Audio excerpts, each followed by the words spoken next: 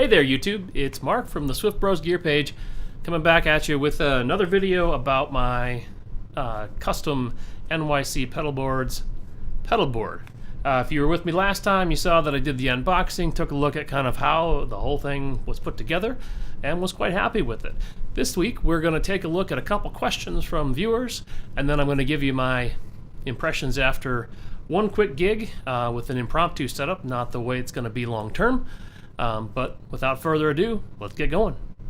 Okay, first question I got actually was, how much does it weigh? It's big, right? Surprisingly less than you would think, 30.6 pounds. That's a bathroom scale. It's not super accurate, but let's compare it to what I was using, a Pedal Train Classic Pro, 27.8 pounds. So lighter than you would think. Next question, can I route cables underneath it? Sort of. So these lines here show the bracing that's underneath the board. If you wanted to, you could actually route out between those four braces. So there's three holes or three channels. You could route out and run cables underneath there if you wanted in each of those spaces. So let's talk first impressions. As I said before, I've used this for one show and it performed pretty admirably actually.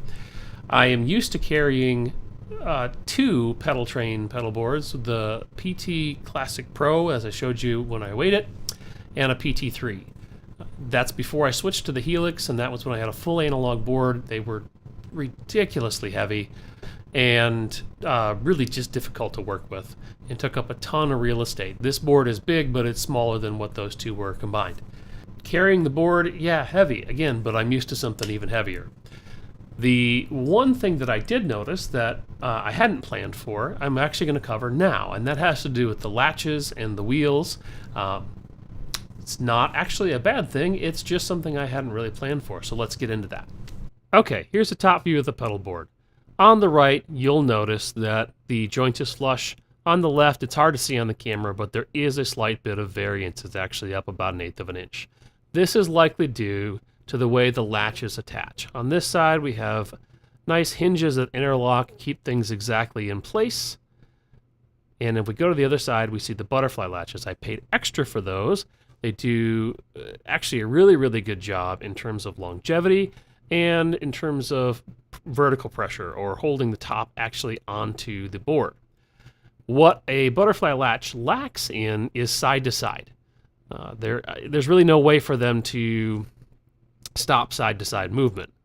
So my solution was actually just to put a couple of regular old-fashioned, guitar case style latches on the top and the bottom of the pedal board to hold that in place. They would stop side-to-side and up and down movement. Unfortunately, what I ran into on the bottom of the board is that there just was really no place that I could actually put those latches conveniently.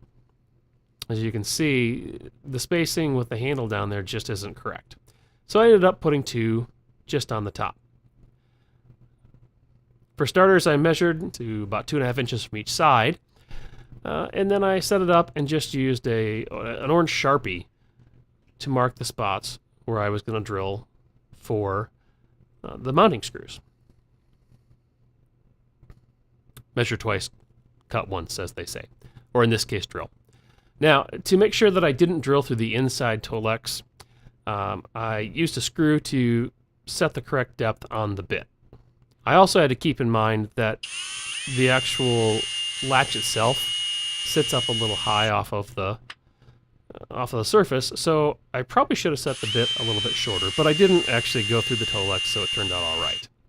So once you've drilled your pilot holes, it's simply a matter of putting the screws in place. At any time you mount something by screws, it's important to, after you've drilled the pilot hole, it's important actually to let the screw just kind of go in there without pushing down hard.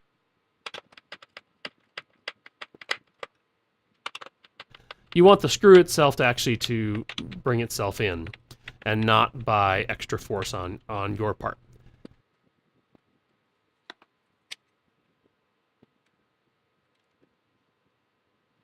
So I went back then and did the same thing. used my orange Sharpie, and drilled into the base of the board. Again, being mindful not to go so deep as to drill through the toe-legs. Putting the other half of the latch in was exactly the same as the first. Again, simply letting the screw itself do the work, let the threads of the screw kind of bring it into the wood rather than pushing down too hard. And I tighten each one sort of like about 3/4 of the way down, and then make sure everything's in place before I do my final tightening.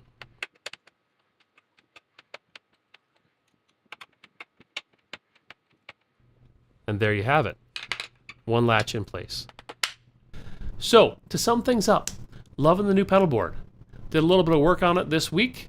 Added a couple of just latches to the top to kind of ease my own mind in terms of how heavy it is when I am dragging it on by its wheels. I don't think that it would have actually been harmed had I not done that, but I felt like I kind of wanted to, felt like it would keep things more secure, and so I did. Expect a couple more videos coming up on this board. Hoping to get them out in the next couple weeks here. Hopefully the next one in about a week. If you can't really tell, I got some sort of sinusy, throaty, losing my voice nastiness going on. I hope that won't keep me from getting stuff out when I want to. But if it does, know they're still coming. If you like what you've seen so far, please feel free to like the video, subscribe to the channel. There will be more stuff coming out. I'm hoping to get into our front of the house setup and our routing, how all of that stuff comes together, and then in a few stuff in terms of how I maintain my guitars as well. That should all be coming out in the next couple months. As always, play what you love and love what you play.